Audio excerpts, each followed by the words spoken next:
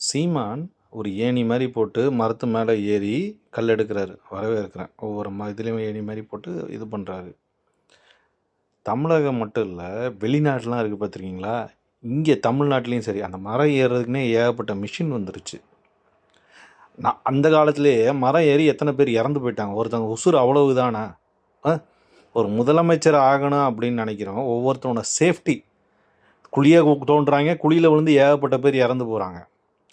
மரத்தில் ஏறுறதுக்கு இப்படி தான் பண்ணணும், இந்த இண்டஸ்ட்ரியை நான் கொண்டு வரேன். கல் குடிங்க, அதை நான் வேண்டான்னு நான் சொல்லலை. ஆனால் என்னன்னு கேட்டிங்கன்னா, அதுக்கு ஒரு 100 வருஷத்துக்கு முன்னாடி இருக்க மாதிரி மரத்தை ஏறி இது பண்ணணும். இதான் இப்போதைக்கு எல்லாம் ஃபாலோ பண்ணிகிட்டு இருக்காங்களா? அதுக்கு என்ன லேட்டஸ்ட்டு மிஷின் கூட தெரில. ஆனால் திரள் நிதி மூலமா சம்பாதிச்சு சிஎம் ஆகணும், கொள்ளை அடிக்கணும். இதை மக்கள் ஊன்னு வரவேற்கிறது என்ன?